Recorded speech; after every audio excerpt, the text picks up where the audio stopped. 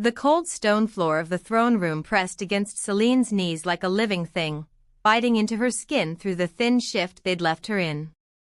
Silver chains wrapped her wrists, her ankles, her throat, thick, spelled links that burned wherever they touched, sending white-hot pain racing up her nerves in endless waves. Every breath she took felt like swallowing fire.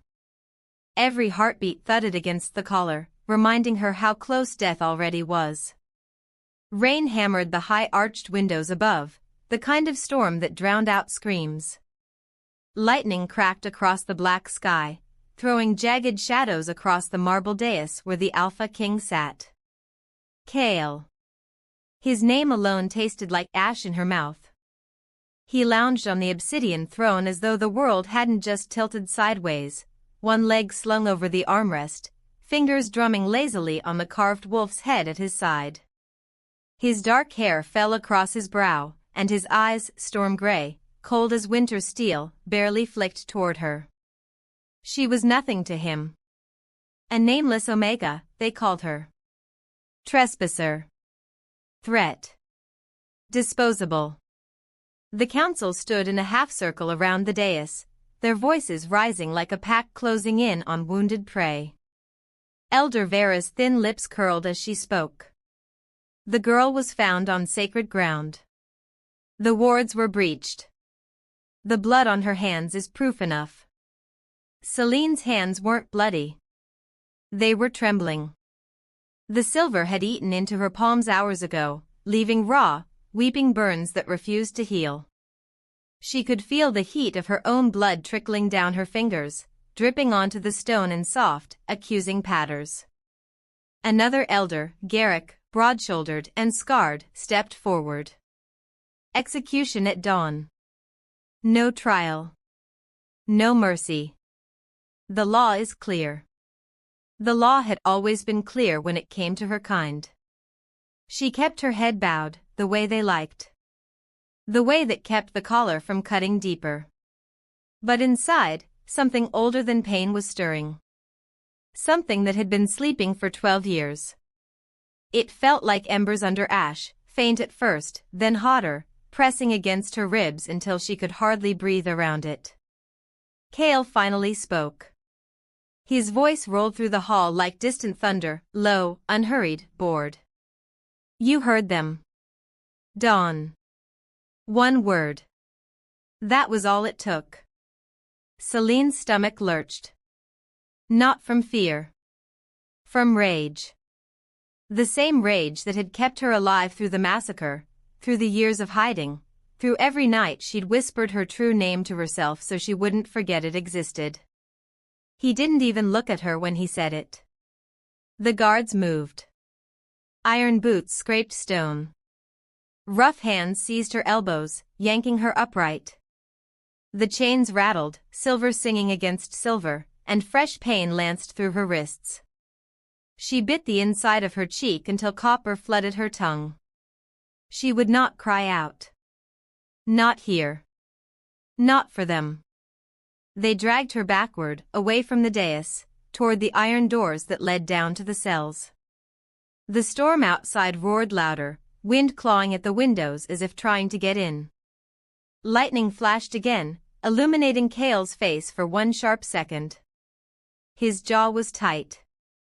His fingers had stopped drumming. For the briefest heartbeat, his gaze met hers. Gray on silver. Something flickered there, something that wasn't boredom. Recognition? No. Impossible. He couldn't know. The doors groaned open. Cold, damp air rushed in from the corridor beyond, smelling of mold and old blood. The guards hauled her through, and the throne room doors slammed shut behind her with a sound like a coffin lid falling. Darkness swallowed her. They didn't bother being gentle. One of them shoved her forward, and she stumbled, chains clanking. Her bare feet slapped against icy flagstones. The corridor stretched long and narrow, lit only by flickering torches that spat black smoke. Every step sent fresh agony up her legs, but she forced herself to keep moving. To keep breathing. Because if she stopped, she might never start again. They reached the first set of cells, empty, rusted bars, straw rotting on the floor. The guards pushed her past them, deeper. Down a short flight of stairs. The air grew thicker, heavier. The storm's roar dulled to a low moan. Finally they stopped. A single cell. Smaller than the others. No window. No light except the weak orange glow from the torch one guard carried. Iron bars thick as her wrist. A single chain bolted to the wall, waiting. They threw her inside. She hit the ground hard, knees cracking against stone. The door clanged shut. Keys turned. Boots retreated. Silence. Then, just her breathing. Harsh. Ragged. The silver collar tightened every time she swallowed, as though it could sense her fear and fed on it. She curled into herself, knees to chest, arms wrapped around her legs. The burns on her wrists throbbed in time with her pulse. She closed her eyes and tried to remember what warmth felt like. But the embers inside her refused to die. They glowed brighter now. Hotter. Pressing against her breastbone, her spine, the backs of her eyes. She could almost see them, silver fire licking through her veins, impatient, hungry. She'd spent 12 years burying it. Hiding it. Pretending she was nothing more than a scared Omega girl running from one shadow to the next. She'd learned to flinch at loud voices, to keep her eyes down, to speak in whispers. She'd learned to survive by being small. But small things can burn just as fiercely as big ones. A memory surfaced, unwanted, sharp. She was 7. The night the sky turned red. Screams echoing through the trees. Her mother's hands, slick with blood, pushing her toward the hidden tunnel. Run, Celine. Don't look back. Your name is your secret. Keep it safe. She'd run. She'd kept running. Until tonight. Until they'd caught her on the sacred ridge, trying to cross into neutral territory. Until they'd dragged her here, chained her in silver, and paraded her before the king who sat on the throne built from her family's bones. She pressed her forehead to her knees. Tears burned behind her eyelids, but she refused to let them fall. Not yet. The silver chains were supposed to suppress her. That was their purpose. Spelled by the same mages who'd helped slaughter her pack all those years ago. The metal was forged to bind power, to smother it, to make sure nothing like her ever rose again. But the chains were getting warm. Not just warm. Hot. She lifted her head slowly. The links around her wrists glowed faintly, soft silver light bleeding through the fractures that hadn't been there an hour ago. Tiny cracks spider-webbed across the surface, like ice under too much pressure. Heat radiated from them, soothing instead of burning now. Almost welcoming. Her breath caught. She flexed her fingers. The chains groaned, low, metallic, almost alive. A thin thread of silver fire licked along one fracture, bright and sharp, then vanished. No. She couldn't let it out. Not here. Not yet. If he saw. She curled tighter, trying to push it back down. Trying to be small again. But the fire didn't listen. It whispered instead. Celine. Her own name, spoken inside her skull. Not in her mother's voice. Not in anyone's voice she remembered. Just her. Clear. Certain. Angry. The collar around her throat heated. Not painfully. Purposefully. Like a hand resting there, steady, waiting. She swallowed. The metal shifted, almost imperceptibly. A hairline fracture ran up the side now, glowing. She stared at it. 12 years of silence. 12 years of running. 12 years of pretending the girl who'd watched her pack burn was dead. And now the chains were breaking. Not because she was strong. Because she was done pretending. The storm outside raged harder. Wind howled through the corridors like a wolf mourning its mate. Rain lashed the stone walls. Thunder rolled so close it shook the floor. Celine closed her eyes again. She pictured the throne room. Cale's face when he'd spoken her sentence. The casual cruelty of it. The way he hadn't even looked at her long enough to see the girl he'd once promised to protect.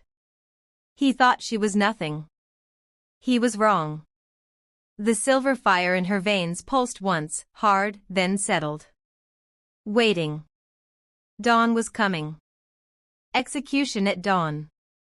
But dawn was still hours away. And something inside her had just woken up. She opened her eyes. The cell was still dark. The torch outside the bars had burned low, shadows dancing across the walls. But the chains around her wrists were glowing brighter now. Not bright enough for the guards to notice. Just bright enough for her to see. She lifted her hands slowly, turning them over. The burns on her palms were closing. Skin knitting together, smooth and new. The silver links vibrated against her skin, humming like a tuning fork struck deep inside her chest. She breathed in. The air tasted different. Sharper. Alive. She breathed out. Silver mist curled from her lips, faint, shimmering, gone in an instant. Her heart slammed against her ribs. This wasn't supposed to happen. The silver was supposed to hold her. But it wasn't holding anything anymore. It was listening. She pressed her back against the cold wall, chains clinking softly. The metal felt lighter now. Almost fragile. She could break them. She knew it the way she knew her own heartbeat. But if she did, if she let it out here, now, the guards would come running. The council would come. Cale would come. And she wasn't ready for him to see. Not yet. She closed her hands into fists. The glow dimmed. The cracks sealed slightly. The fire retreated, curling back inside her like a cat settling to wait. But it didn't sleep. It watched. Just like she did. Hours passed. Or minutes. Time blurred in the dark. The storm never let up. She sat there, knees drawn up, forehead resting on them, listening to the rain and the thunder and the slow, steady crack of the chains as they continued to fracture, piece by tiny piece. She thought about running. About waiting for the guards to change shift, about slipping through the shadows, about disappearing into the night like she'd done so many times before. But something stopped her. Not fear. Not even hope. It was the name. Her name.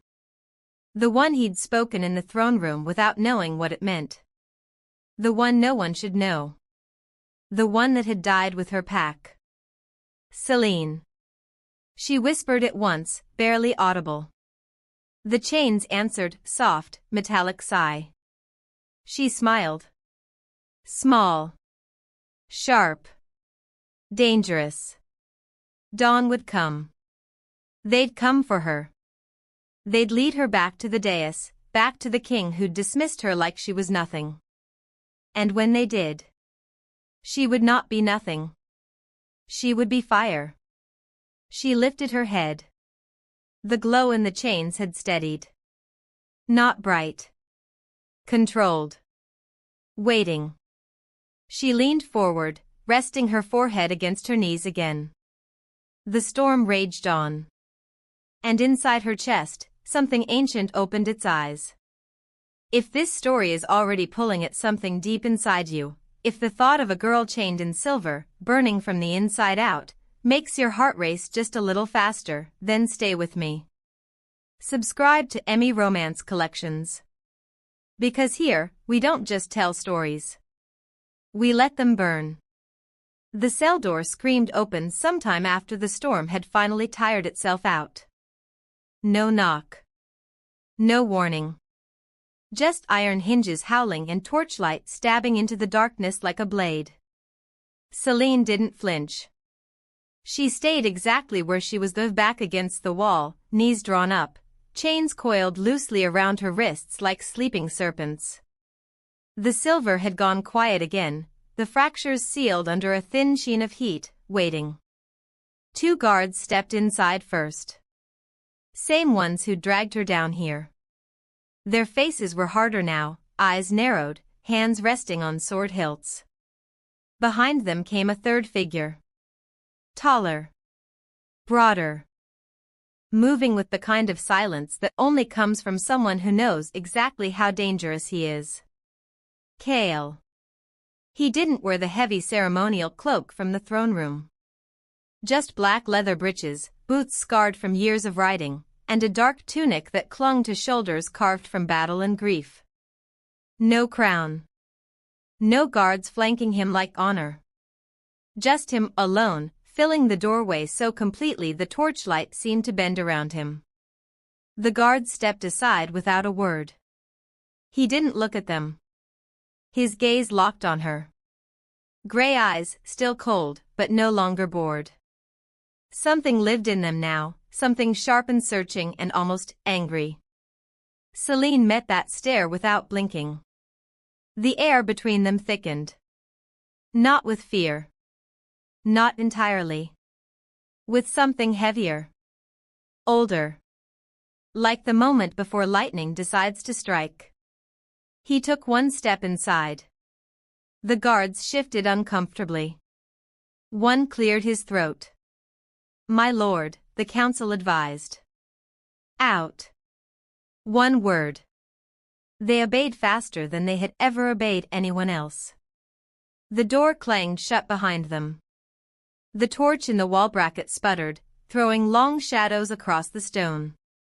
Now it was just the 2 of them. Kale didn't move closer. Not yet. He studied her the way a predator studies something it doesn't understand, wary, patient, every muscle coiled beneath calm. Celine felt the silver chains stir again. A faint warmth licked up her arms. She clenched her fists to keep them still. He noticed. Of course he noticed. His head tilted slightly, the smallest motion, but it felt like the whole room shifted with it. "You're not screaming," he said quietly. His voice was different down here. No throne room echo. No council audience. Just low, rough, intimate, like he was speaking only for her ears. She didn't answer. He took another step. Slow. Deliberate. The chains around her ankles scraped softly against stone. "You're not begging either." Still no answer. Another step. Close enough now that she could smell him, rain-soaked leather, cedar smoke, and something darker underneath. Something that reminded her of forest fires long after the flames have died. He crouched. Not in front of her. Slightly to the side. Keeping distance. Keeping control. But close enough that she could see the thin white scar that ran from his left temple down to the corner of his jaw. A mark she didn't remember from the stories. A mark that hadn't been there when he was 17. His eyes searched her face. Not her chains.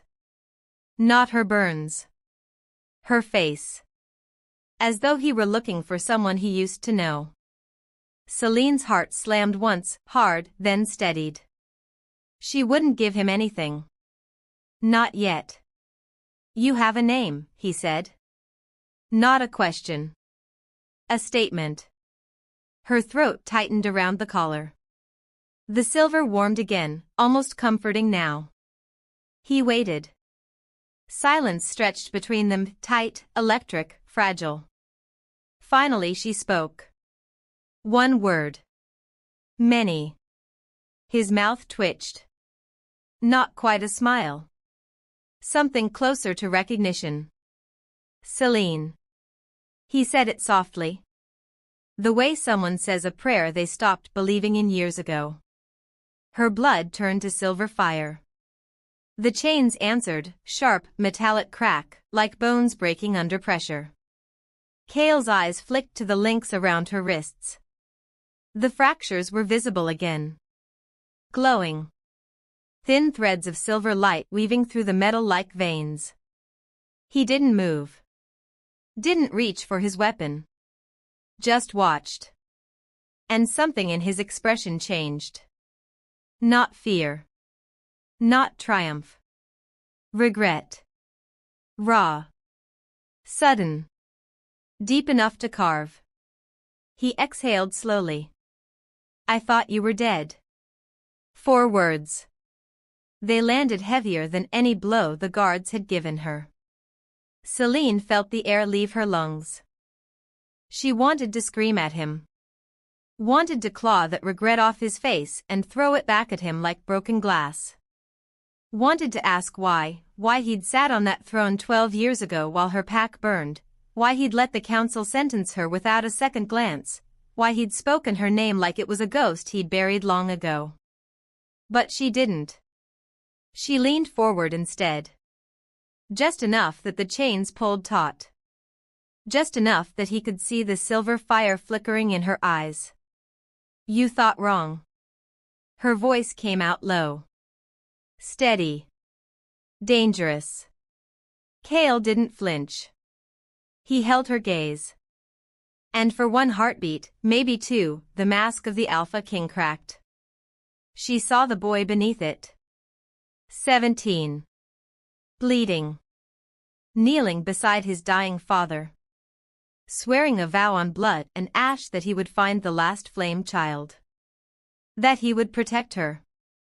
That he would never let the massacre happen again. She saw the promise. She saw the failure. And she hated him for both. He rose slowly.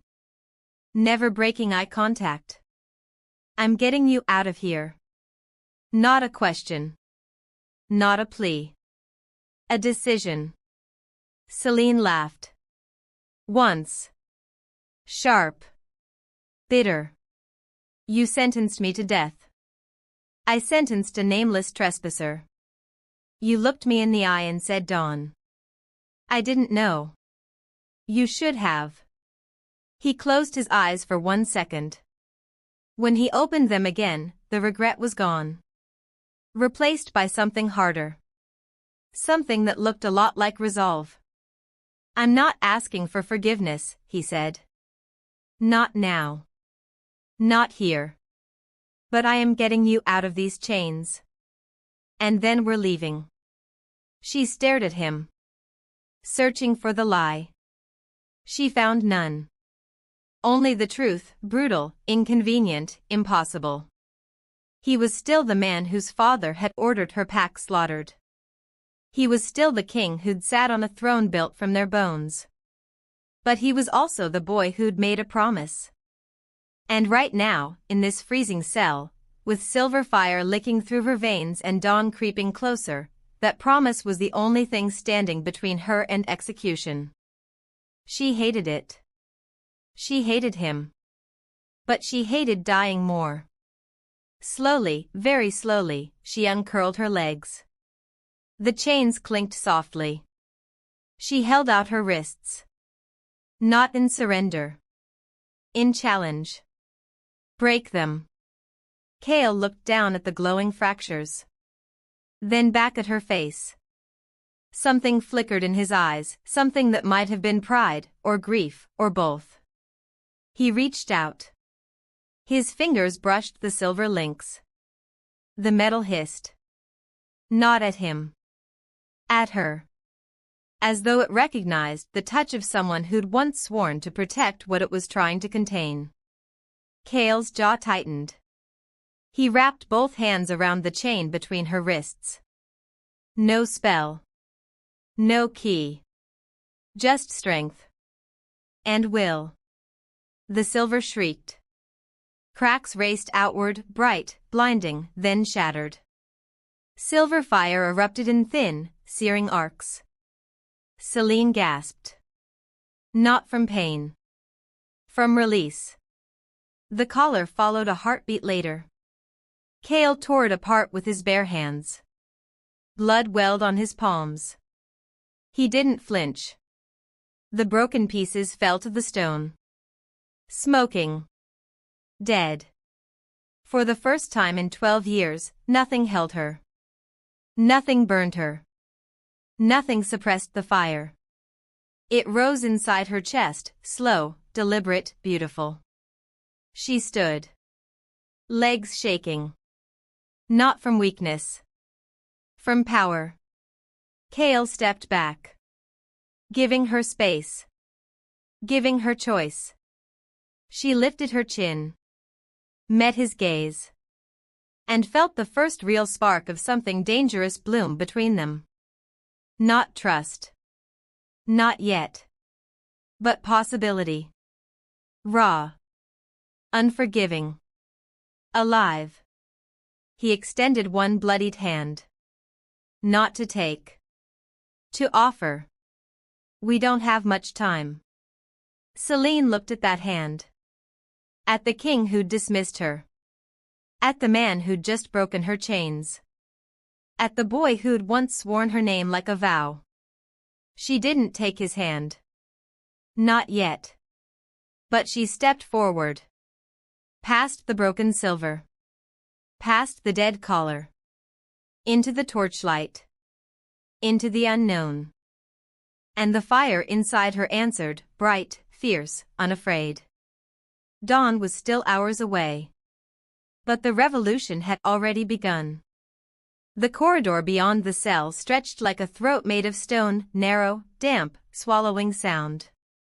Cale moved ahead, boots silent on the flagstones, every step measured. Celine followed close enough to feel the heat rolling off his back, far enough that she could still bolt if this turned out to be another cage dressed up as rescue. No words passed between them.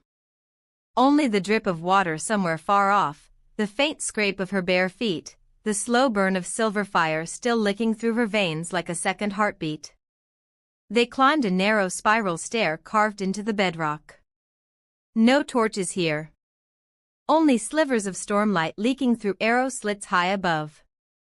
Enough to see the tension in his shoulders, the way his right hand never strayed far from the dagger at his hip. He didn't trust her. She didn't trust him. Good. Trust was a luxury neither of them could afford. At the top of the stair a small iron door waited, rusted, half hidden behind a tapestry of woven wolves.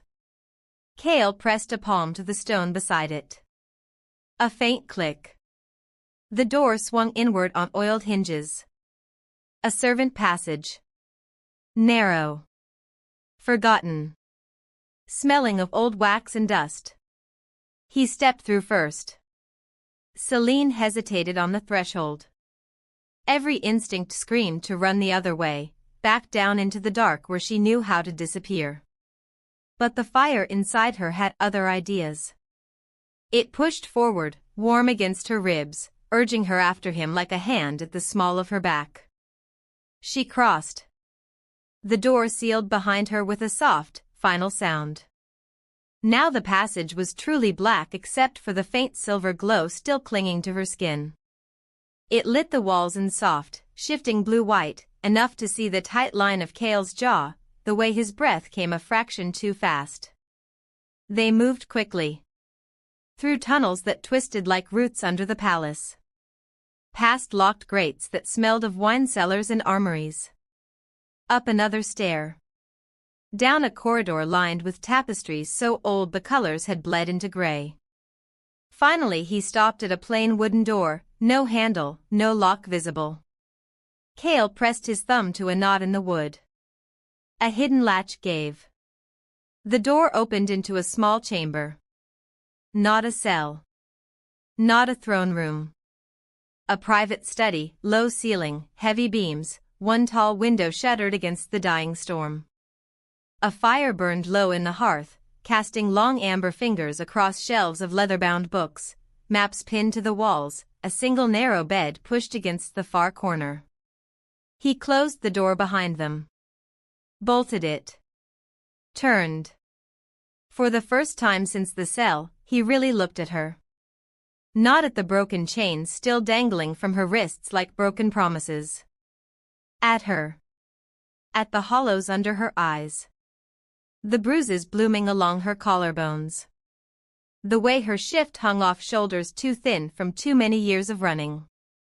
Something flickered across his face, it quick, gone before she could name it. Sit, he said. Low. Rough. There was only one chair. Carved oak. Worn smooth by years of use. She didn't move. He didn't push. Instead he crossed to the fire, crouched, fed it fresh wood. Flames snapped higher. Warmth spread across the floorboards like spilled honey. Only then did he speak again. You're bleeding. She glanced down. Crimson trickled from the burns on her palms, slow now, sluggish. The silver fire was healing them, but not fast enough. Cale pulled a strip of clean linen from a drawer, poured water from a pitcher into a shallow basin, carried both to her. He knelt. Not touching.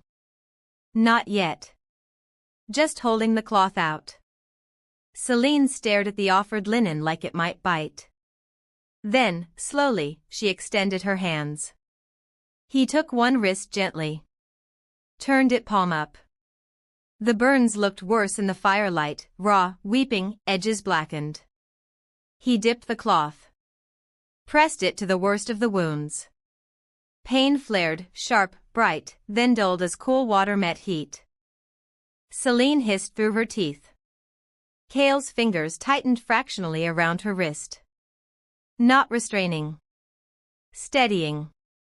He worked in silence. Cleaning. Drying. Wrapping the linen with careful, practiced movements. Every brush of his skin against hers sent sparks racing up her arm, not pain, not exactly. Memory. She remembered hands like these once. Not his. Her father's. Strong. Calloused. Gentle when they bandaged her scraped knees after she'd tried to shift too young and too reckless. The memory hit like a fist to the sternum. She jerked her hand back. Cale froze. Did I hurt you? No. Lie. Not the burns. The past. She turned away, staring into the fire. The flames danced, red and gold and hungry. Like the night the sky burned. She spoke before she could stop herself. They took everything. Her voice came out small. Cracked. Cale stayed kneeling. Silent. They came at dusk. No warning. No parley. Just torches and steel and howls that weren't wolf. My mother pushed me into the root cellar. Told me to stay quiet. Told me my name was dead now. That I had to make it stay dead. She swallowed. I heard her scream once. Just once. Then nothing. The fire popped. A log collapsed. Sparks flew upward. I waited until the screams stopped. Until the smoke was so thick I couldn't breathe.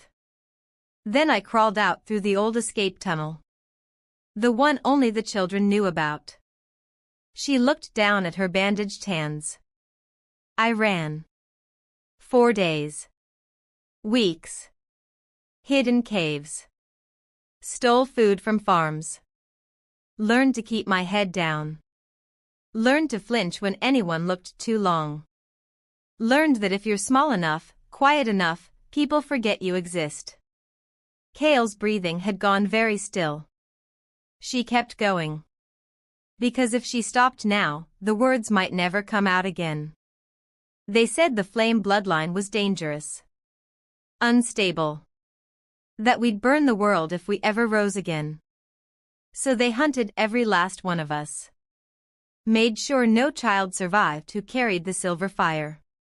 She lifted her gaze to his. But I did. The silver glow under her skin brightened, soft, defiant. I carried it. Hid it. Buried it so deep I almost forgot it was there. Until tonight. Until you said my name like it was nothing. Kale's throat worked. I didn't know. You sat on that throne. My father. Your father is dead. You're the one who rules now. He closed his eyes. When he opened them again, they were dark with something that looked dangerously close to shame. I searched for you. Celine laughed, short, bitter. You searched for a ghost. I searched for the girl my father made me swear to protect. The girl he told me would be the last. The one who could either save us or end us. He rose slowly. Towered over her. But not threatening. Exhausted. I spent years chasing rumors. False sightings. Burned villages. Girls with silver eyes who turned out to be nothing more than desperate runaways. Every time I came up empty, I told myself it was better. Safer. That if you were truly gone, the prophecy died with you. He looked at her now, really looked. And then tonight. They dragged you in. Nameless. Broken. And I looked at you, Anne. I knew. Celine's chest ached. Not from anger this time. From something worse. Hope. She hated it. You looked at me and sentenced me to die. I looked at a trespasser wearing silver chains. I didn't see you. Not until you looked back. Silence stretched. Heavy. Fragile. She stood. Forced her legs steady. Why now? Because the chains broke when I said your name. Because the fire answered. Because I finally saw what I'd been too arrogant to see before. He stepped closer. Not crowding. Just close enough that she could feel the warmth of him through the thin shift. I'm not asking you to forgive me. I'm not asking you to trust me. I'm asking you to live long enough for me to prove I'm not the monster you think I am. Celine searched his face. Saw the boy who'd knelt in blood and made a promise. Saw the king who'd carried that promise like a wound that never closed. Saw the man who'd just torn silver chains apart with his bare hands because the alternative was watching her die. She didn't speak. But she didn't step away either. The fire crackled. Outside, the storm had quieted to a low, restless mutter. Inside her chest, the silver flame burned steady. Not raging. Not hiding. Waiting. And for the first time in 12 years, Celine wondered if maybe, just maybe, she didn't have to carry the weight of her bloodline alone. The hidden passage let them out into the palace gardens at the hour when night forgets it is supposed to end. Mist hung low over the blackthorn hedges, silvered by the last stubborn stars. The storm had finally bled itself dry, now only a soft, steady drizzle remained, tapping against broad leaves like patient fingers. Kale led the way through shadowed paths no servant would dare walk after dark, paths lined with ancient yew trees whose branches twisted like old grief. Their needles brushed Celine's bare arms as she passed, leaving cold, wet kisses on her skin. She followed without question. Not because she trusted him. Because the fire inside her had chosen direction, and right now it pointed forward, toward whatever waited at the end of this garden. They moved in silence broken only by the drip of rain and the soft crunch of gravel underfoot. Kale's shoulders stayed tense, head turning every few steps to scan the darkness. His hand never left the hilt of the dagger. Celine noticed how his knuckles stayed white, how his breathing stayed too controlled. He was afraid. Not of her. Of what might happen if someone found them before they reached wherever he was taking her. They passed a crumbling marble fountain, its basin cracked, filled with black water and dead leaves. Moonlight caught on the carved wolf heads that ringed it, their stone eyes seemed to follow her as she passed. Finally the path ended at a wall of living ivy so thick it looked like a green curtain drawn across the world. Cale stopped. Pressed his palm flat to the stone beneath the vines. A low rumble answered, deep in the earth. The ivy parted like water, revealing an arched gateway of black basalt, half swallowed by roots in time. Runes glowed faintly along the lintel, silver blue, the same color that still shimmered under Celine's skin. Cale glanced back at her. Beyond this gate is the grove of first breath. No one enters without invitation. Not even the king. He stepped through first. Celine followed. The air changed the moment she crossed the threshold. Thicker. Warmer. Alive. The drizzle stopped as though someone had drawn a curtain across the sky. Instead, a soft luminescence rose from the ground, pale silver mist curling around her ankles like curious smoke. Trees older than kingdoms stretched overhead, their trunks wide enough that 10 wolves could stand shoulder to shoulder and still not touch. Leaves the color of midnight rustled without wind, whispering secrets in a language she almost understood.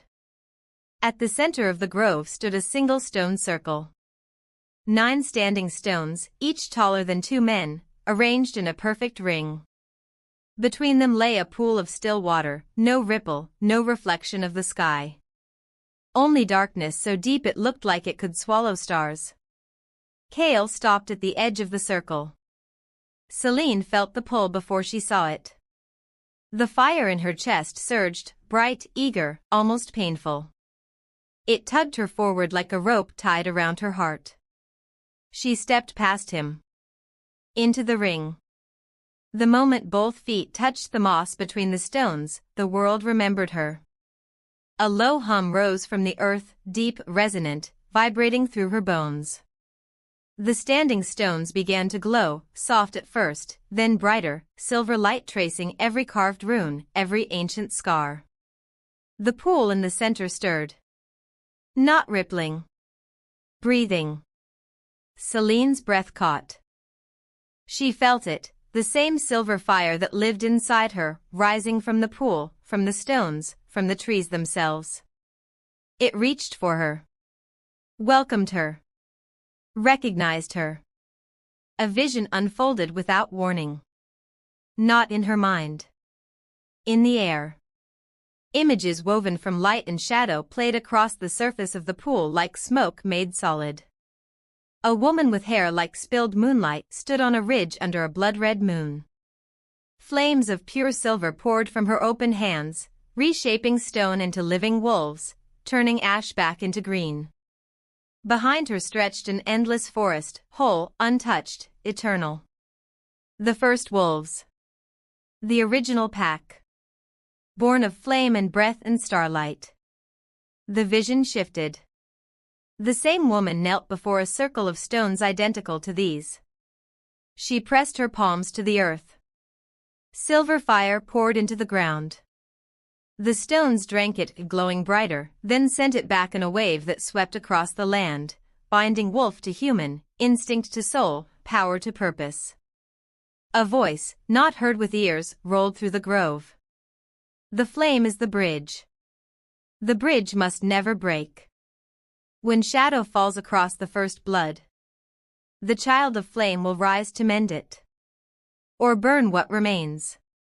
The images changed again. Faster now. A battlefield soaked in red. Wolves tearing at wolves.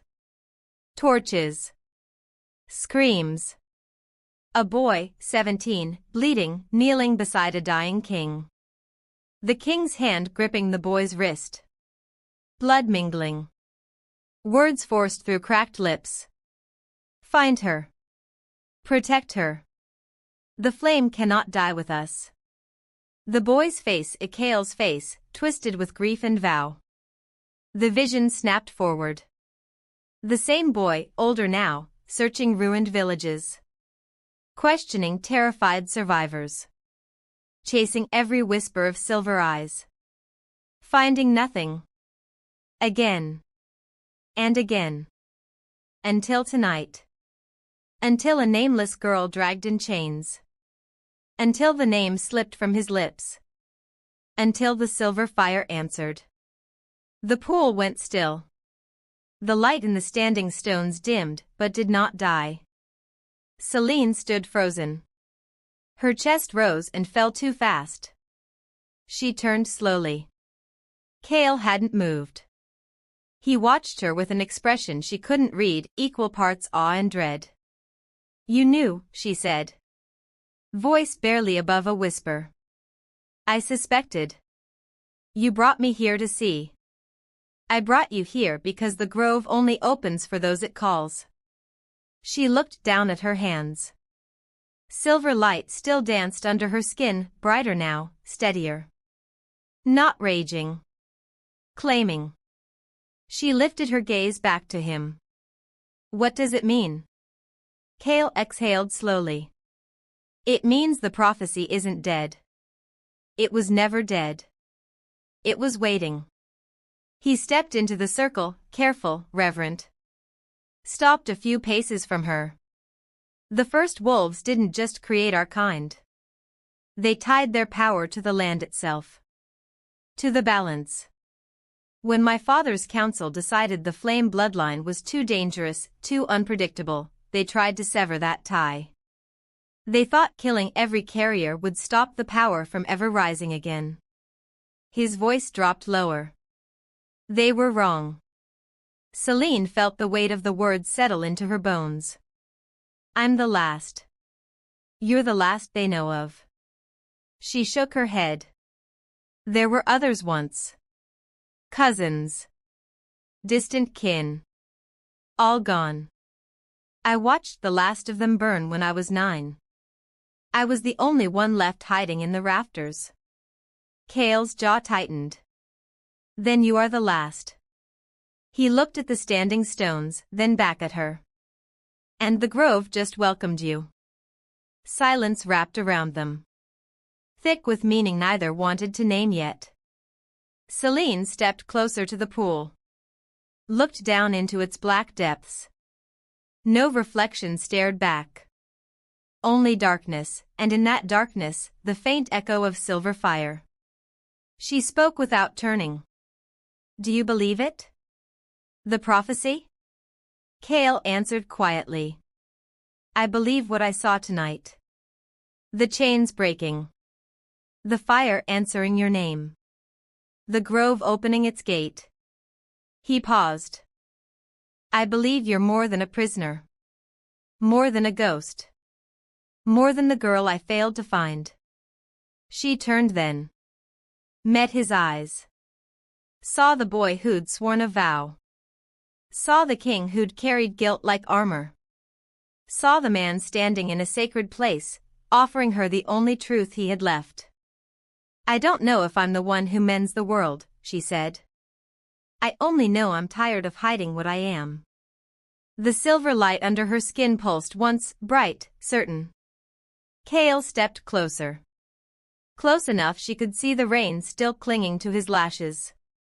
Close enough she could feel the heat of him cutting through the damp night air. "Then stop hiding," he said.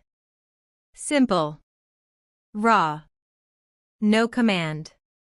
Just permission. Celine lifted her chin. The grove answered. A soft wind moved through the trees, not cold, not warm. Something older.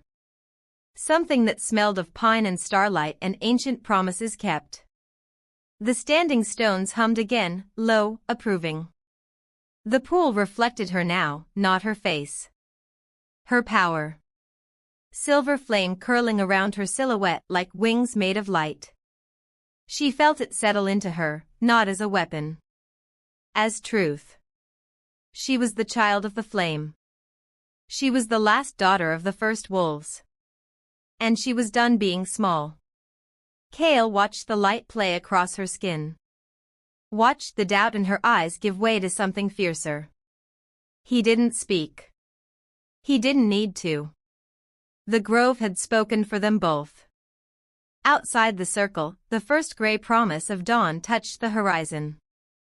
Time was running out. But something far older than time had just woken up. And it wore her name.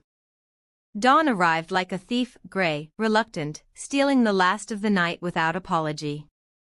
The grove still hummed faintly when they left it, the standing stones dimming to a patient glow, the pool settling back into its endless black mirror. Celine felt the silver fire coil tighter inside her chest, not retreating, just gathering itself like a wolf curling tail over nose before the hunt begins. Cale walked ahead again, pace brisk now, every line of his body alert. The mist in the gardens had thickened, turning the blackthorn hedges into pale ghosts. Rain no longer fell, but the air stayed heavy, saturated, pressing against skin like damp cloth. They didn't speak. There was nothing safe left to say. Not yet. They reached the servant passage again, slipped through the ivy-covered gate, down the narrow tunnel, past the rusted door that had once hidden her cell. Cale paused only once, ear pressed to the wood, listening for footsteps on the other side. Nothing. He pushed through. The corridor beyond was still empty, torches guttering low in their brackets, shadows stretching long and thin. They moved faster now, almost running, boots and bare feet whispering against stone. They emerged into a lower hall used for storage, barrels of wine, crates of dried meat, racks of unused armor. A side door led to the stables. Cale reached for it. Before his hand touched the latch, voices exploded on the other side. Sharp. Angry. Many. Told you the cell was empty. Impossible, the wards. Find them. Now. Cale froze. Celine felt the fire flare in answer, bright, defensive, ready. He turned to her. Eyes hard. Stay behind me. She almost laughed. Instead, she stepped up beside him. Behind you is where they expect me to be. His jaw clenched. But he didn't argue. He shoved the door open. Morning light, thin, watery, spilled in from the stable yard beyond. Horses stamped nervously in their stalls. Grooms and stable boys scattered like startled birds. And in the center of the yard stood a knot of armored wolves, council guards, Elder Garrick at their head, sword already drawn. Behind him, more figures, Elder Vera in her dark robes, two younger alphas whose names Celine didn't know, and a handful of sentries with crossbows leveled. Garrick's scarred face twisted when he saw Cale. My lord. The title sounded like an accusation. Cale stepped fully into the yard. Celine stayed at his shoulder, chin high, bare feet planted on cold cobblestones, silver light flickering faintly along her arms like distant lightning. Garrick's gaze snapped to her. Then back to Cale. You freed the prisoner. She was never a prisoner, Cale said. Voice calm. Lethal. She was under my protection. A ripple moved through the guards, shock, confusion, anger. Vera stepped forward, robes dragging across wet stone. Protection? Her voice cracked like dry wood. You spoke her sentence yourself. Dawn. No mercy. I spoke a sentence on a nameless trespasser. Cale's tone never rose. I did not know who she was. And now you do? Garrick spat the words. Now you know she carries the flame? The same flame your father spent blood and oaths to eradicate? Celine felt the accusation hit Cale like a physical blow. He didn't flinch. The flame was never meant to be eradicated, he said. It was meant to be understood. Vera laughed, short, bitter. Understood? It is a curse. A wildfire waiting for dry grass. Your father knew. The council knew. We buried that power for a reason. Celine spoke then. Quiet. Clear. You buried children for a reason. Every head turned. Vera's eyes narrowed to slits. You dare. I dare, Celine cut in. Because I was there. I heard the screams. I smelled my mother burning. I watched cousins no older than 10 dragged into the open and cut down because someone decided their blood was too dangerous to exist. The silver fire in her veins pulsed, visible now, soft threads of light weaving beneath her skin. Garrick lifted his sword an inch. You will not speak of the purge here. I will speak of it everywhere, she answered. Until the truth stops hiding behind pretty words like purge and starts wearing the name it deserves. Massacre. A growl rolled through the yard, low, collective, from half a dozen throats. Cale stepped half in front of her.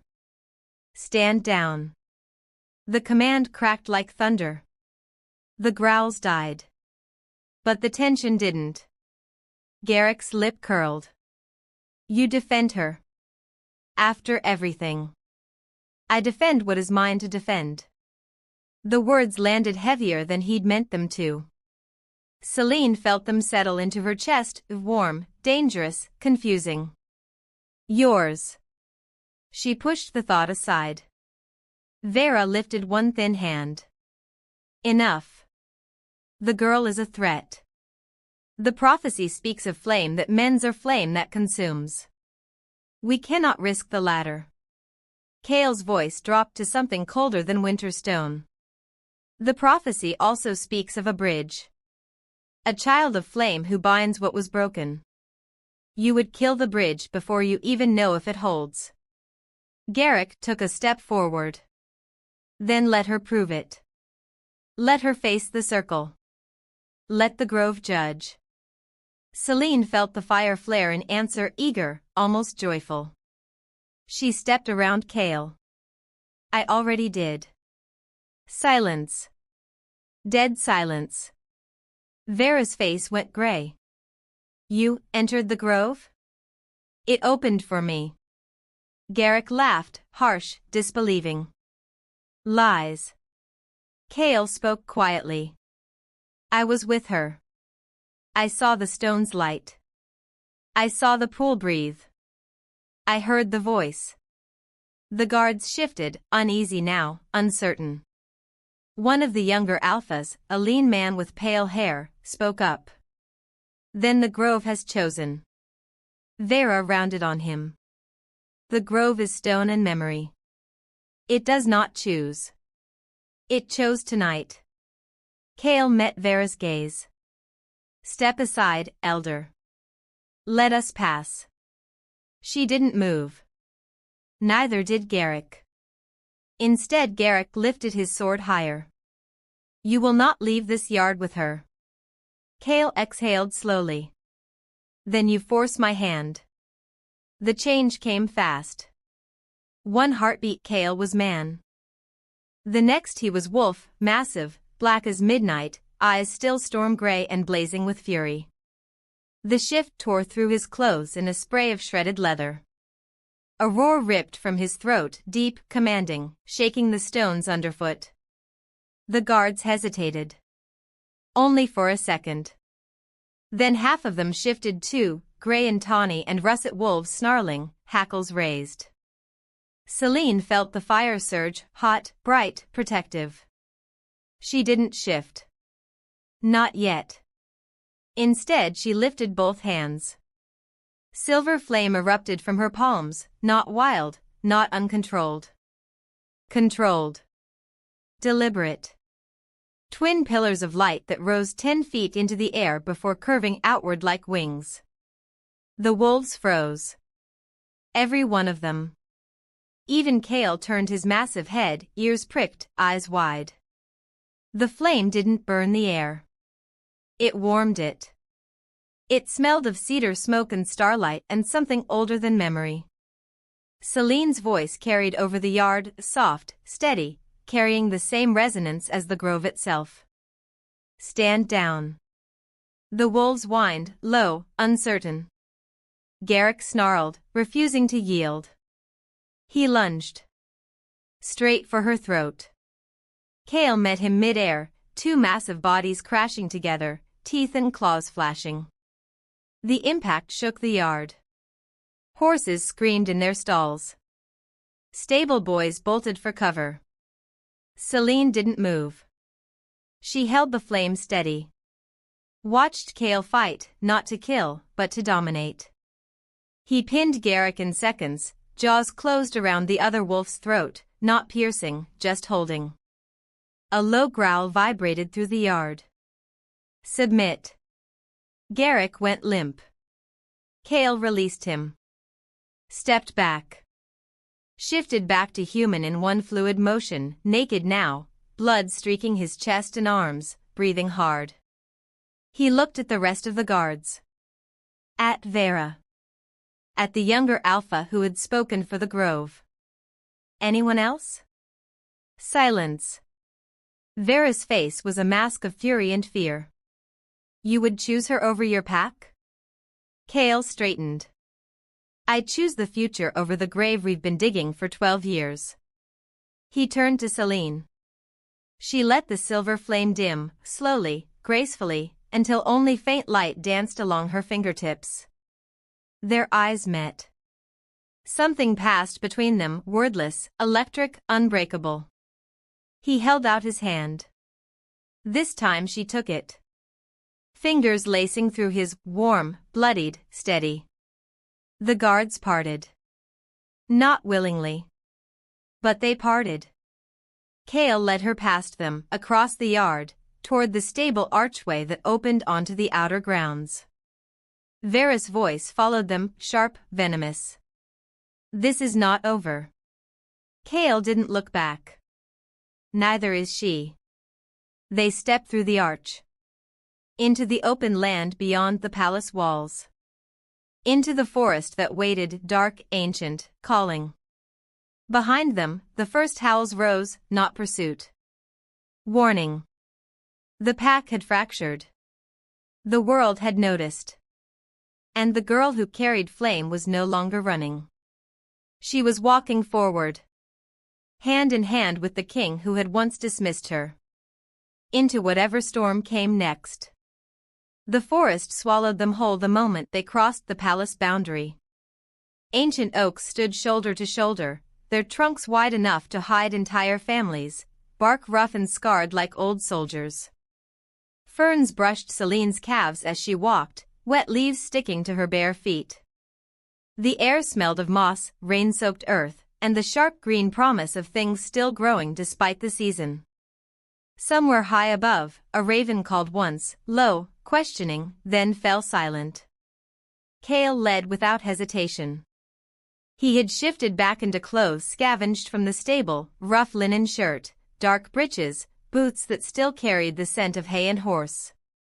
Blood had dried in thin dark lines across his forearms and collarbone, but he moved as though it weighed nothing. His shoulders stayed tense, head turning every few minutes to listen for pursuit. No howls followed. Not yet. They walked for what felt like hours. The light changed slowly, gray dawn bleeding into muted gold as the sun fought its way through heavy cloud. Mist lingered in the hollows, curling around roots like smoke from a dying fire. Celine felt every step in her legs, in the small cuts on her soles, in the lingering ache where silver had bitten deepest. But the fire inside her kept the worst of the cold at bay, a steady warmth that radiated outward until her skin no longer pebbled. Kale finally stopped beside a narrow stream that cut through the undergrowth like a silver vein. Water ran clear over smooth stones, gurgling softly. He knelt, cupped his hands, drank deeply. Then looked back at her. We rest here. 10 minutes. No more. Celine nodded once. She lowered herself onto a fallen log, moss soft under her thighs. The forest pressed close, alive, watchful. She could almost feel the trees breathing with her. Kale gathered dry twigs, small branches, built a quick fire in a shallow pit he scraped with his boot. Sparks caught fast. Flames licked upward, small, controlled, hungry. He sat across from her. Not too close. Close enough. The fire painted shifting gold across his face, catching on the scar that ran from temple to jaw. It softened the hard lines there, made him look younger. More tired. He stared into the flames for a long moment. Then spoke. I never stopped looking. The words came out rough, like they'd been waiting years to be freed. Celine kept her gaze on the fire. I know. A beat of silence. You don't believe me. I believe you looked. She finally met his eyes. I don't believe you wanted to find me. Cale exhaled through his nose, sharp, pained. I wanted to find a child. A little girl I could hide. Protect. Keep safe until the prophecy forgot her name. He rubbed a hand over his jaw. By the time I realized, the child had grown into a woman who hated everything my blood stood for. I told myself it was better if you stayed a ghost.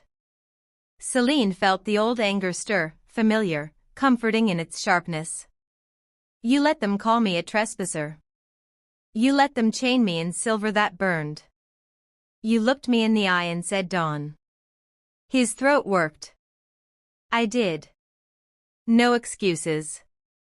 No deflection. Just the truth, bare, brutal. She leaned forward slightly. Why break the chains?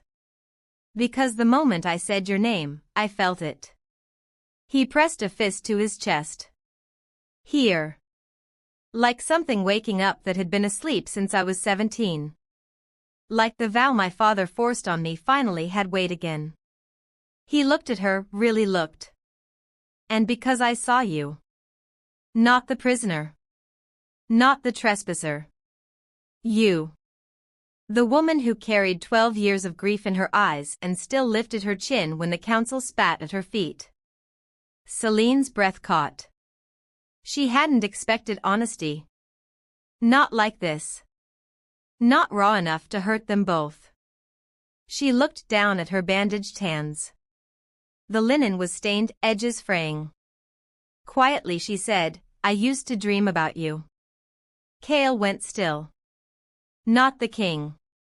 The boy from the stories my mother told me before the massacre. The boy who rode with my father on border patrols. The boy who laughed when I tried to catch fireflies and ended up covered in mud instead. She swallowed. I dreamed you'd come. That you'd find me. That you'd say my name like it mattered. Another long silence. The fire snapped. A branch collapsed, sending sparks spiraling upward. Cale's voice came softer now. I did find you. Eventually. And I said your name like it was a death sentence. Celine laughed once, small, broken. Yeah. He rose slowly. Moved around the fire. Stopped in front of her. Not towering. Just there. She looked up. Moonlight filtered through the canopy now, mixing with firelight, painting silver and gold across his skin. He extended one hand, palm up. Not demanding. Offering. I can't undo what happened. I can't bring them back. I can't erase the years you ran alone. His voice cracked on the last word. But I can stand here now. And I can stay. Until you tell me to leave. Or until the world burns us both. Celine stared at that hand.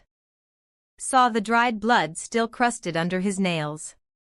Saw the faint tremble he couldn't quite hide.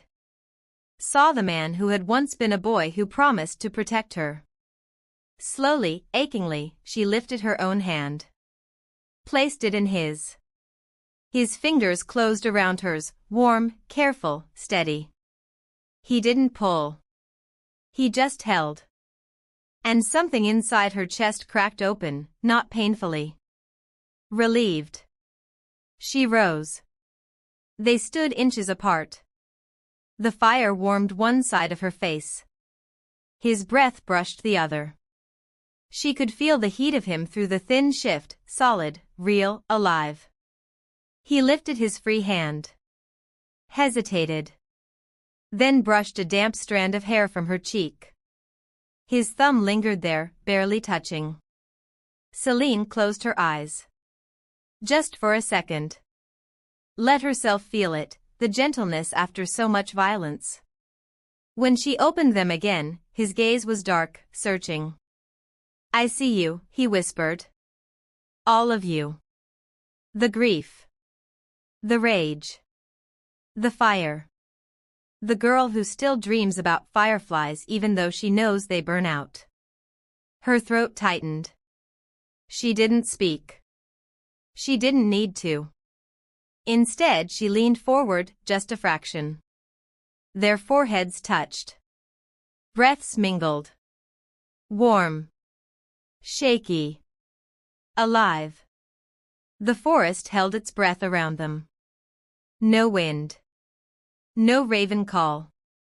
Just the soft crackle of the fire and the steady thud of two hearts finding the same rhythm.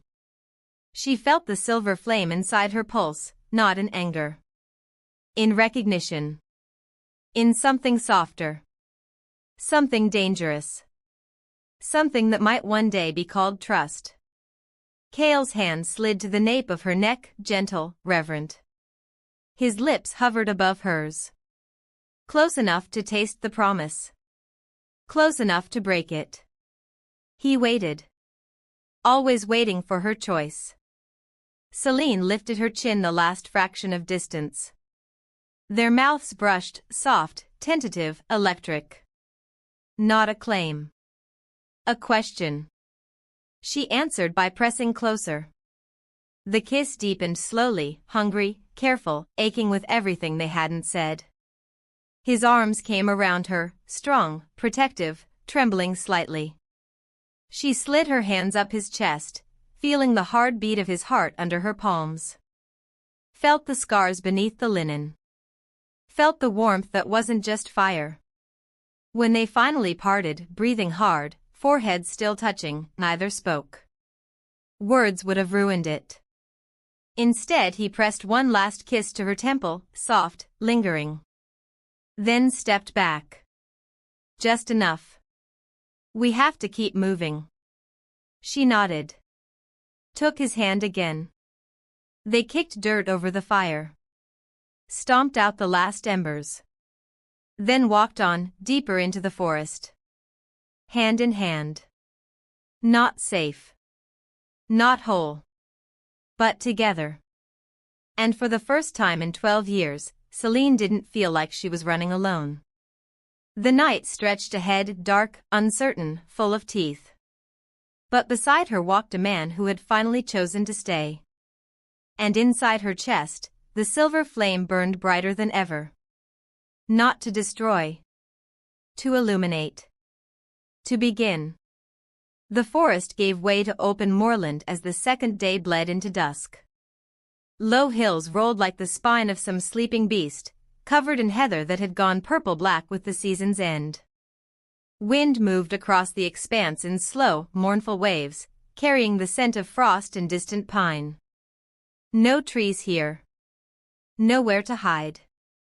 Just sky pressing down heavy and low, clouds the color of old bruises. Cale and Celine had run most of the night. Not from pursuit, at least not the kind they could hear. From the ache of what had passed between them beside that dying fire. They hadn't spoken of the kiss.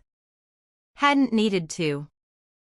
It lived in the way their hands brushed when they passed water between them, in the way his gaze lingered a heartbeat too long when she turned away, in the way her silver fire flared brighter whenever he stepped close. They moved north. Toward the old borderlands. Toward neutral ground where packs still remembered the first wolves and didn't bow to any king. Or so Cale had said. Celine wasn't sure she believed in neutral ground anymore. They crested a low rise just as the sun slipped below the horizon. Below them lay a shallow valley. At its heart stood a circle of standing stones, not the sacred grove, but something older, rougher. weather-worn slabs arranged in a loose ring, half buried in turf.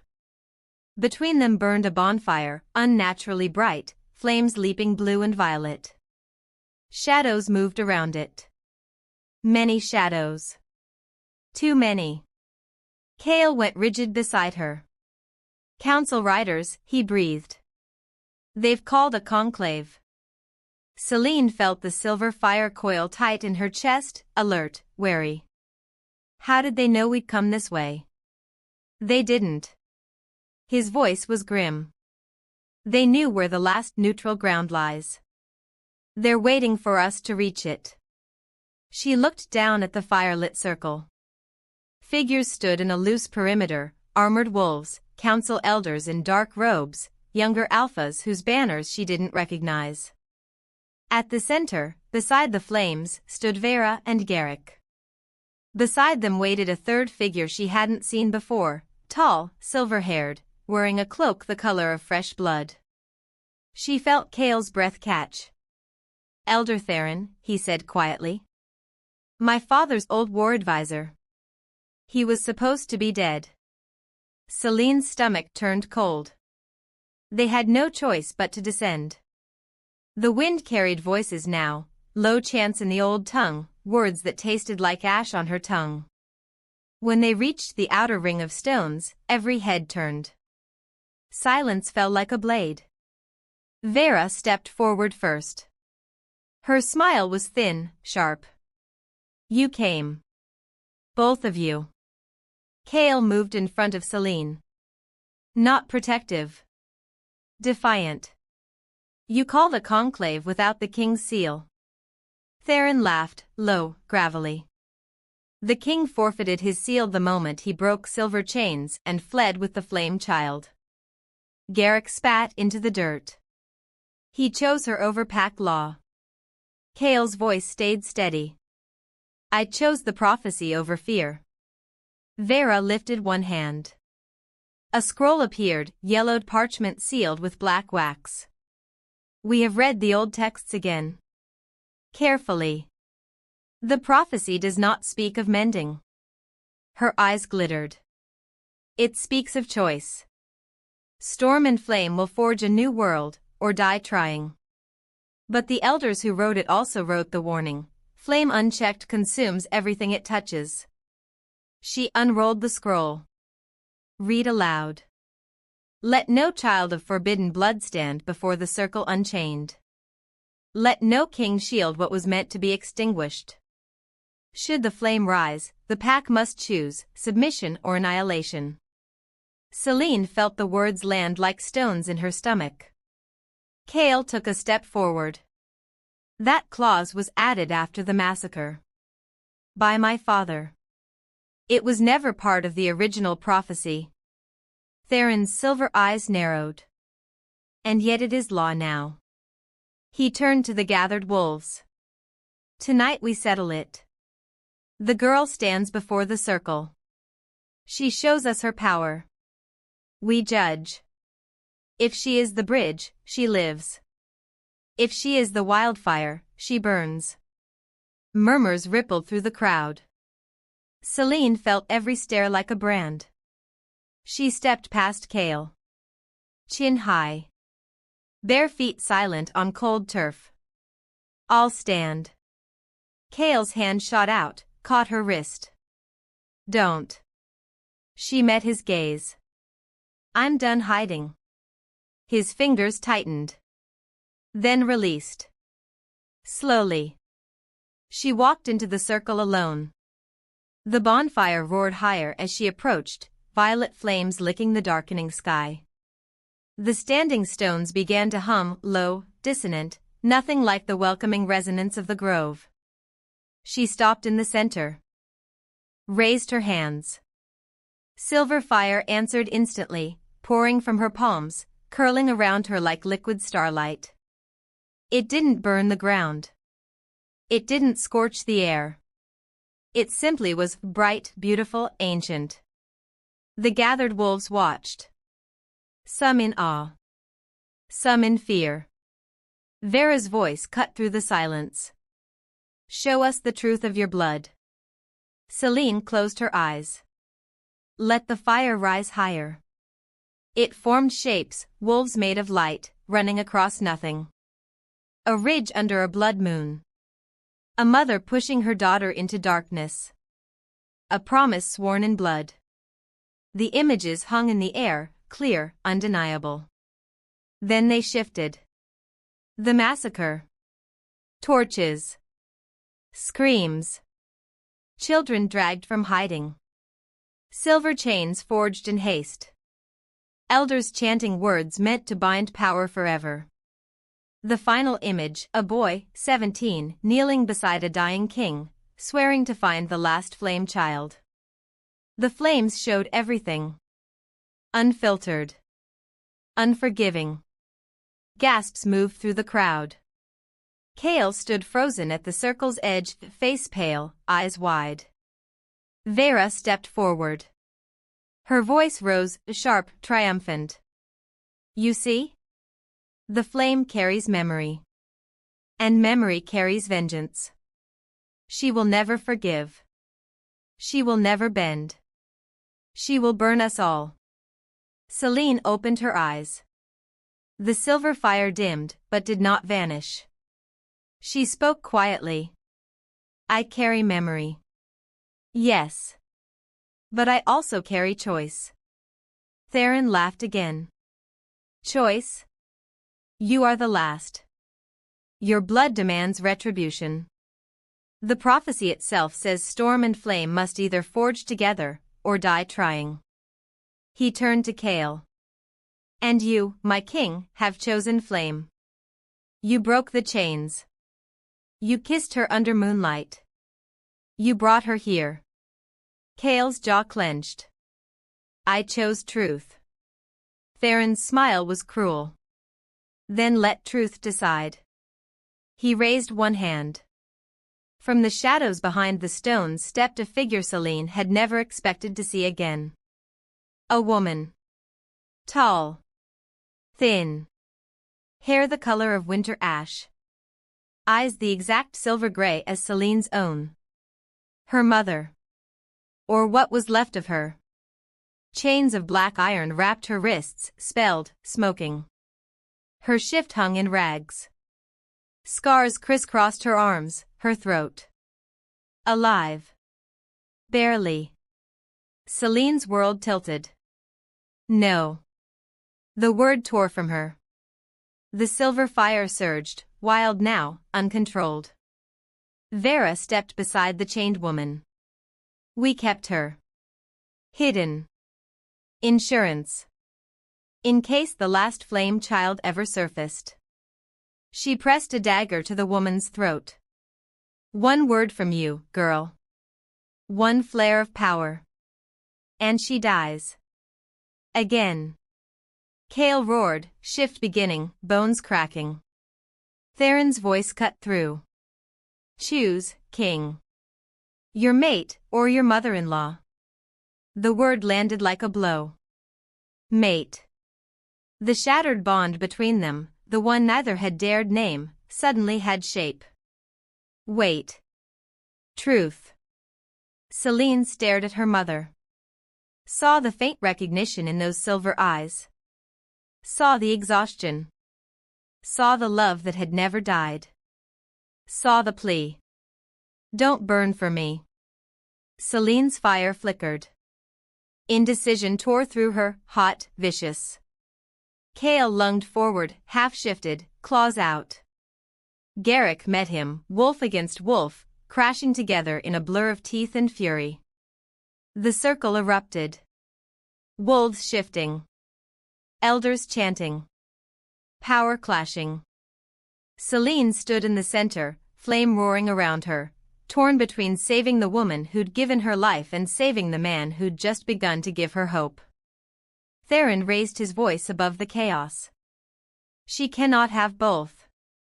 The prophecy demands sacrifice. Vera pressed the dagger deeper.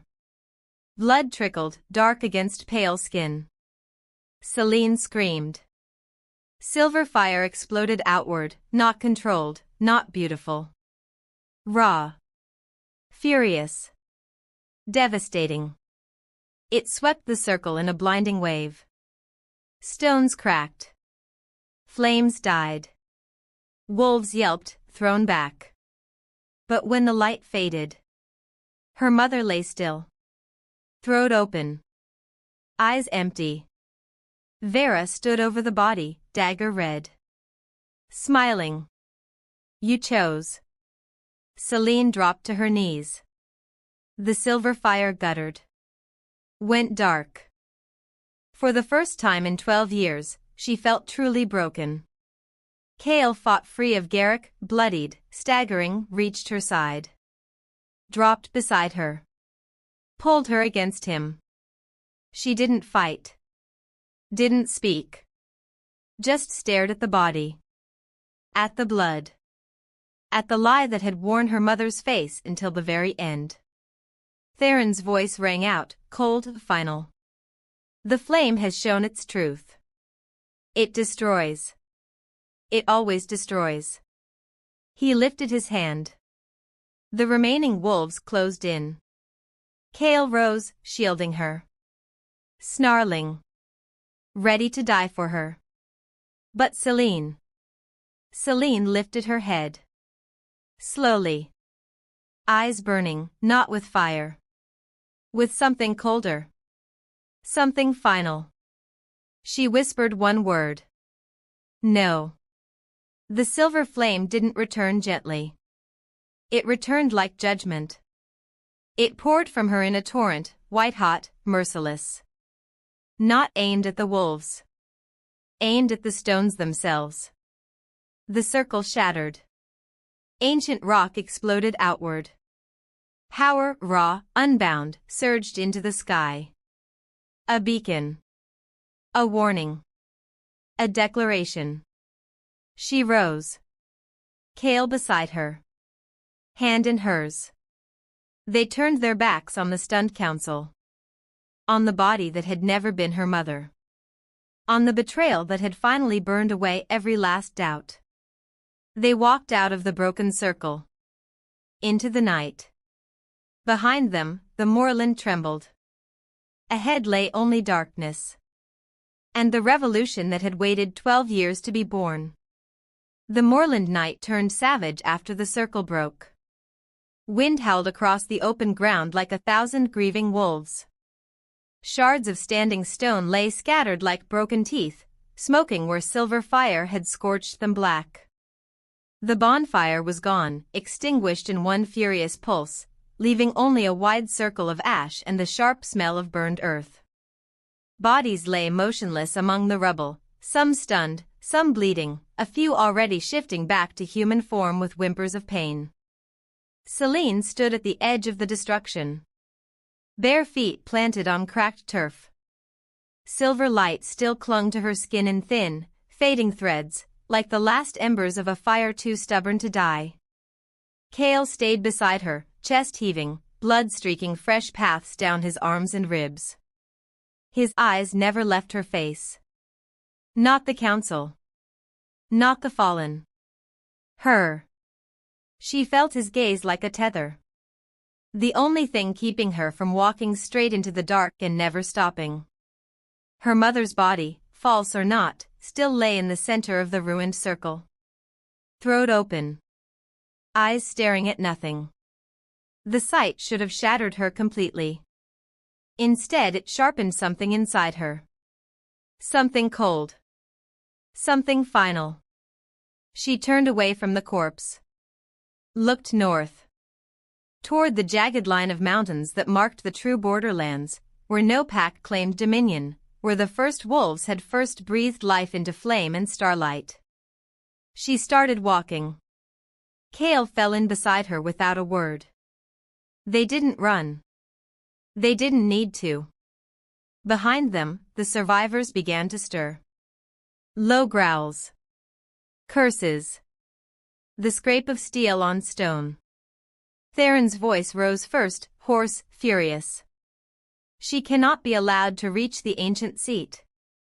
Vera answered, sharper, colder. Then stop her.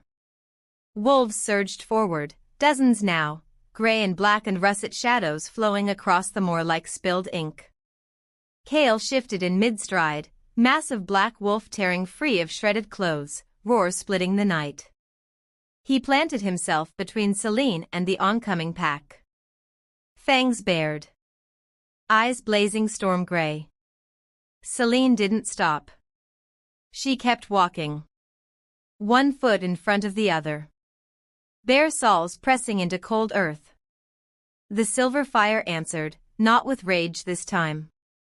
With certainty. It rose slowly inside her chest, steady, bright, unhurried. She lifted both hands. Not in defense. In declaration. Silver flame erupted outward, not wild, not destructive. Controlled. Beautiful. It formed a shimmering wall between her and the charging wolves, 10 feet high, stretching wide as the eye could follow.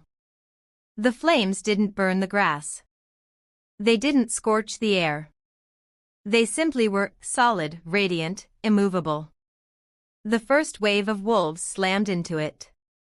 They rebounded as though hitting stone. Howls of shock and pain filled the night. Selene kept walking. The wall moved with her, flowing forward like a tide of light, pushing the attackers back step by step. Kale circled beside her, wolf form massive, protective, snarling at any who tried to flank. But none could pass. The silver barrier was absolute. She reached the first rise of the foothills. The ground began to slope upward, rocky now, heather giving way to bare stone and lichen. Still she walked. The fire inside her pulsed in time with her heartbeat. Stronger. Clearer. She could feel them now, the ancient presences buried deep in the mountains. Not ghosts. Not memories. The first wolves. Watching. Waiting. She reached a narrow pass between two sheer cliffs.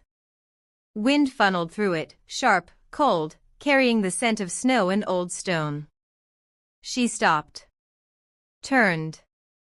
Faced the pack that had followed, halted now at the edge of her shimmering wall.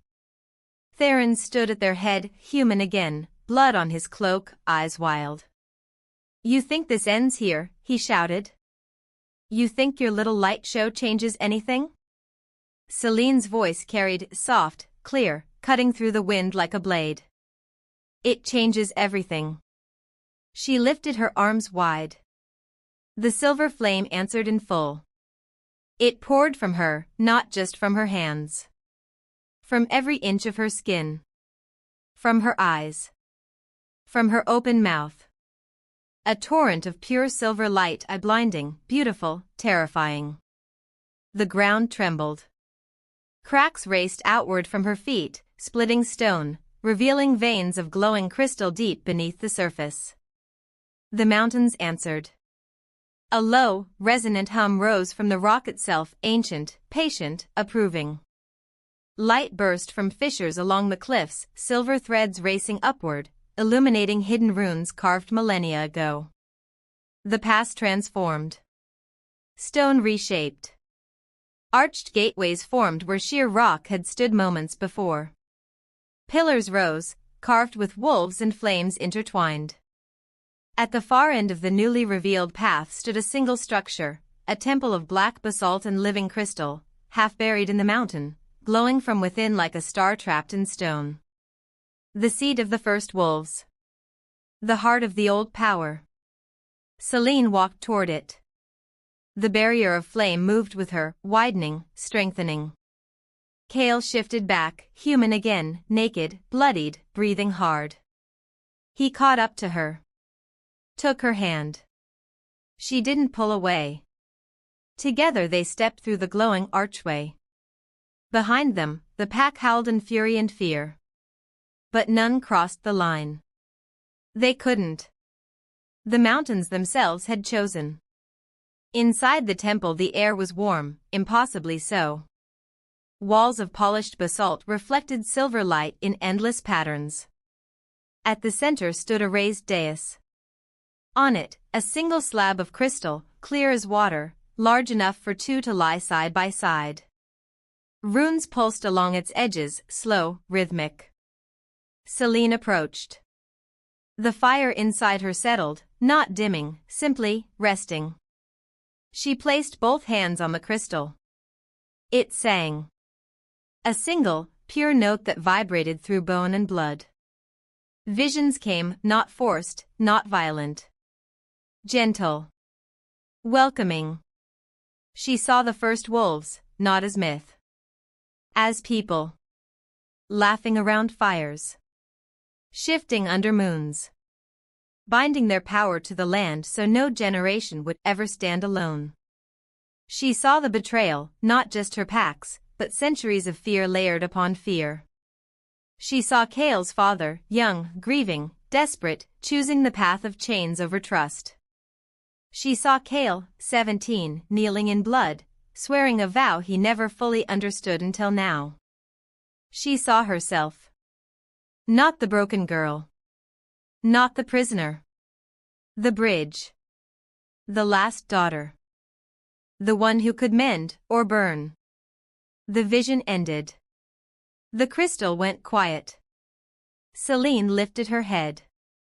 Tears tracked down her cheeks, not from grief. From clarity. She turned to Kale. He stood a pace away, watching her with something raw and reverent in his eyes. She spoke, voice steady, soft. I am not your sacrifice. He stepped closer. I never wanted you to be.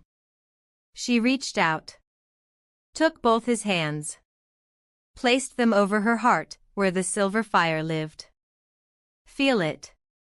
He did. His palms flattened against her chest.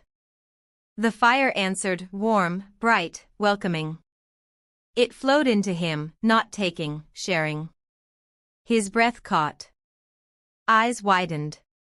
He felt it, the bond that had been shattered 12 years ago. Not broken. Waiting. He looked at her, really looked. And whispered the only word that mattered. Mate. She nodded once. Tears still falling. But smiling now, small, fierce, real. The temple hummed again, approving. The crystal beneath their feet began to glow brighter.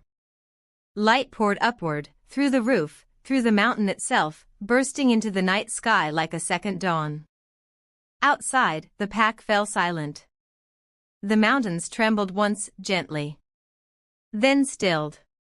Celine and Kale stood together, hands joined, hearts aligned. The greater threat had not yet arrived. But it would. The council would regroup. Old allies would become new enemies.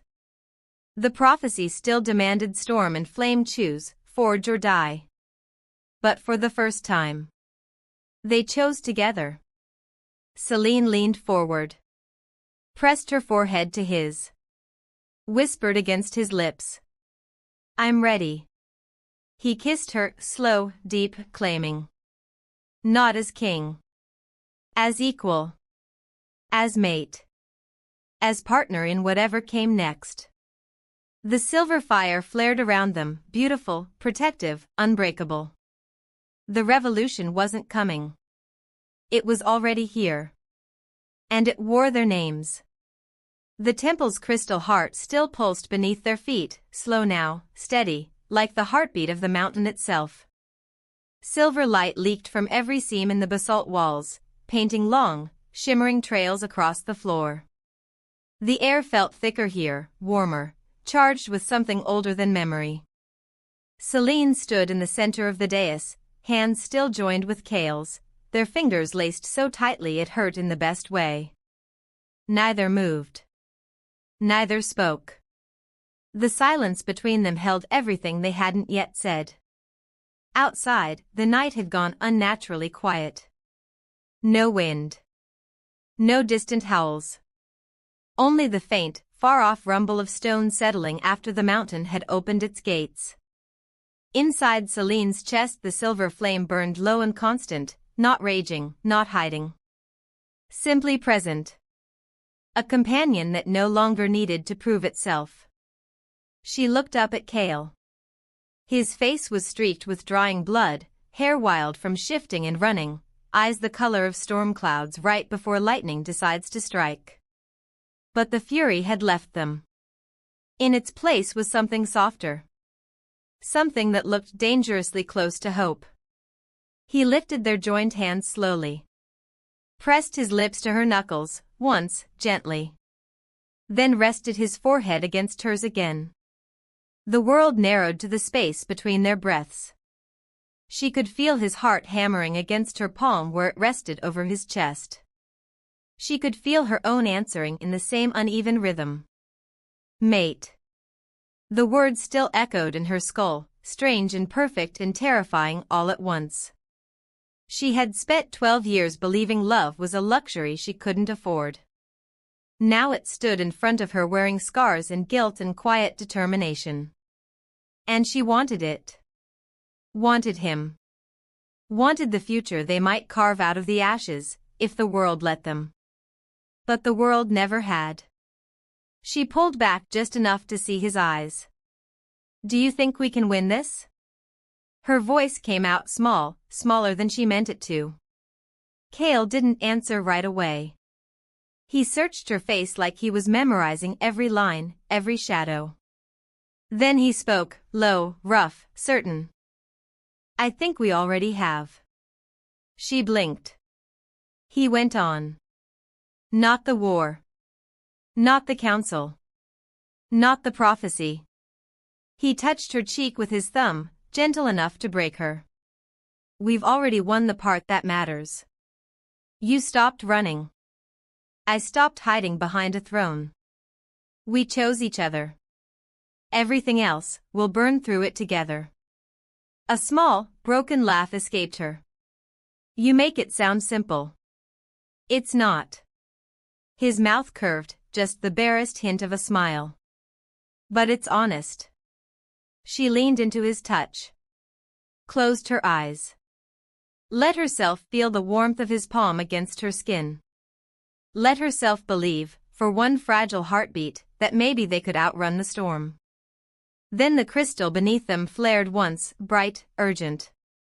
A low vibration rolled through the temple floor. Celine's eyes snapped open. Kale tensed beside her. The light in the walls dimmed for a single second, then surged again, brighter, almost blinding. A voice rolled through the chamber, not spoken, not heard with ears. Felt. Deep in the marrow. The bridge has been chosen.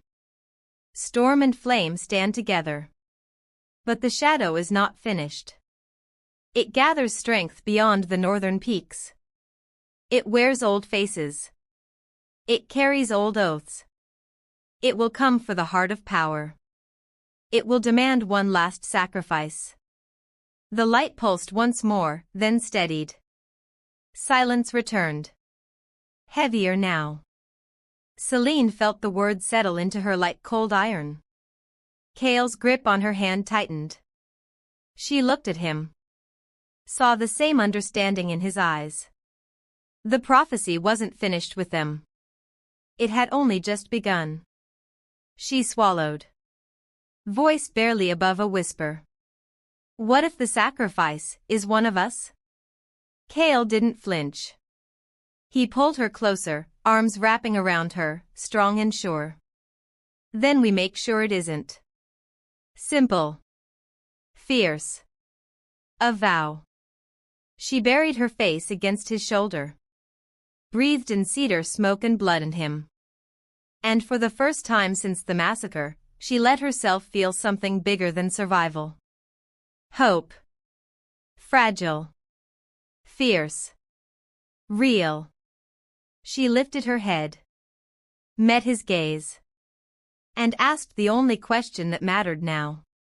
Will you choose me, even if the world demands I burn? Kale's answer came without hesitation. I already did. He kissed her then, slow, deep, claiming. Not a goodbye. A beginning. The temple light flared around them, silver and warm, wrapping them like wings. Outside, the first distant howl rose, not warning this time. Answer. The pack was coming. The council was coming. The shadow beyond the peaks was coming. But inside the heart of the mountain, two souls stood bound by flame and storm. Not broken. Not alone. Together. And whatever came next, they would face it. Side by side. Fire in her veins. Storm in his eyes. One last question hung in the silence between heartbeats. Would you have chosen her? Or feared her too? Would you have stood beside the girl who carried flame enough to reshape kingdoms? Or would you have reached for the chains? Is she a savior? Or just a girl cursed with too much fire? The answer lives in you now. If this story has set something alight inside your chest, if the thought of silver chains breaking, of a king choosing love over law, of a girl finally claiming the power she was told would destroy her, if any of it made your pulse race or your eyes burn, then stay. Subscribe to Emmy Romance Collections. Because here, we don't just tell tales. We let them burn. And the next one is already kindling.